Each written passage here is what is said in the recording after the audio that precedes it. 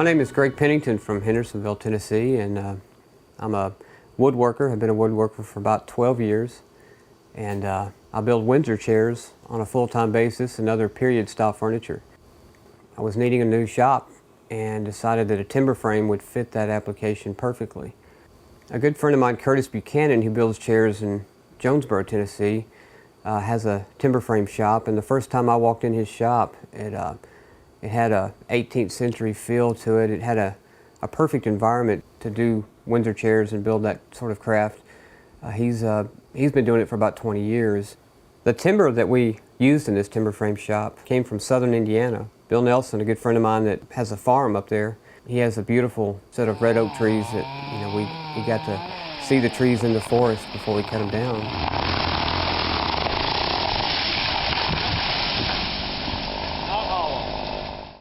You have to pick the straightest, clearest trees for timber framing. The trees are cut around the center of the tree. You box heart cut them, which allows them to stay stable.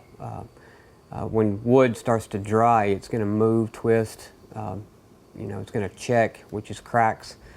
It's very common, trees that even grow on a hillside can start to bow and bend after you cut them.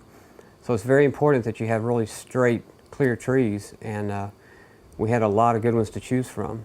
So we cut these trees up in Indiana, and I have a sawmill, a Wood-Mizer sawmill that we cut these, mostly into 8x8 posts and 8x10 beams, and we cut those back in March, brought them back to Hendersonville and stacked them, and about 3 months later, the moisture had settled out of them enough to begin the joinery and cutting all the mortise and tenons for the timber frame. Some of the tools that I use to do timber framing are a lot different than what normal woodworking. But for one thing, they're much bigger. I use a 16-inch circular saw, and then I have a chain mortiser which cuts the mortises. I have a 2.5-inch slick, which is a big chisel that I use too to fine-tune all the mortise and tenons.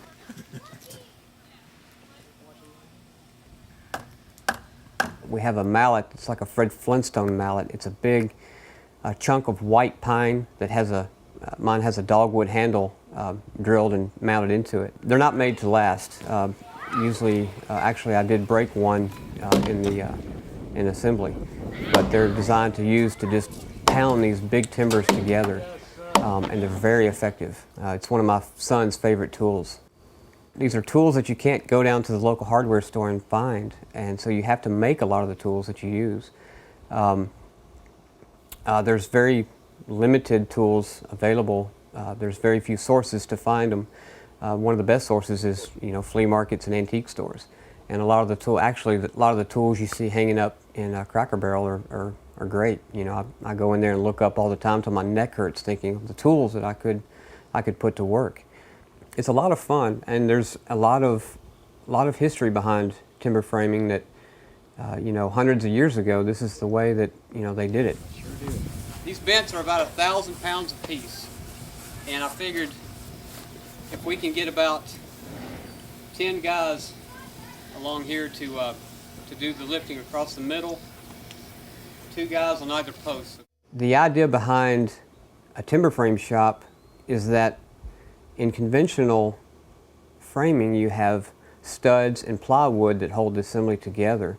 In timber framing, you have mortise and tenons and braces, that hold the structure together. So essentially, when you frame it up, you don't need any plywood or sheathing that would hold the structure together. And so you're pretty much open to anywhere you want to put windows and doors. 1, 2, 3, go. Push.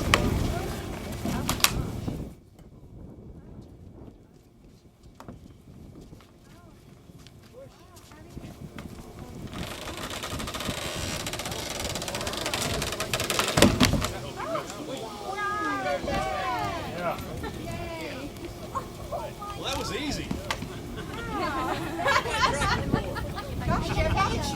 But here's another thing that we got to be aware of. We don't have these stops this time, so It will be.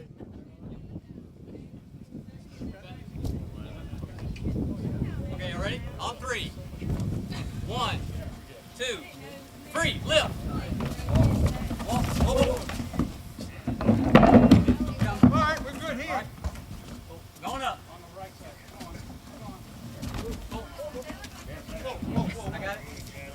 Walk it up. Walk it up. Come on up. Got it? Hit it. Hit it. Hit it. Hit it. Hit it. There you go. Hit it. Hit it. One more. There you go. We're good here. Hey, pull that rope. Okay. Hold on. Hold what you got. Watch your toes.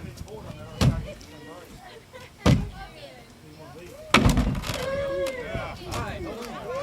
Alright. Need a brace.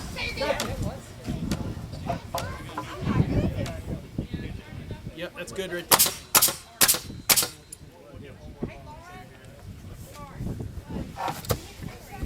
50% done. A timber frame structure, since I have not done one before, it was very new to me. I didn't know exactly how to go about it, and so lots of reading, lots of books helped. There is a lot of good information on the internet, and the the timber frame structure is put together with bents. Each bent consists of 2 posts, a cross beam, and 2 braces. This particular timber frame has 4 bents. In between the bents is called a bay, so it's got 4 bents, 3 bays, and it's pretty much the most basic form of timber frame that you could do. There's obviously much larger structures that they did hundreds of years ago. Mine's an 18 by 36 size with, it's got to have about a 10-foot tall ceiling, if you will. It's got a 12-12 pitch roof. The whole structure is held together with wood. There's no nails, no metal, no joist hangers of any kind. And it's a little slower. If you're in a hurry to build a shop, don't build a timber frame because they do take time. And they are extremely heavy. Whereas in stick framing, you put 1 2x4 together at a time, you're dealing with thousands of pounds of timber here. It's good to have lots of people and lots of help.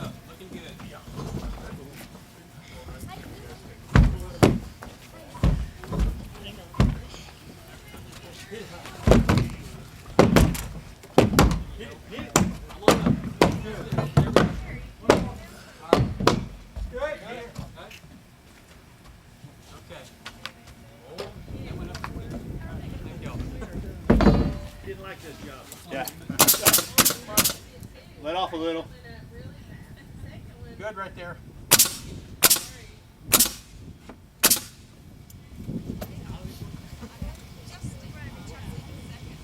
All right, everybody ready? Oh yeah. On 3. 1, 2, 3. Lift. Good over here. Hit it.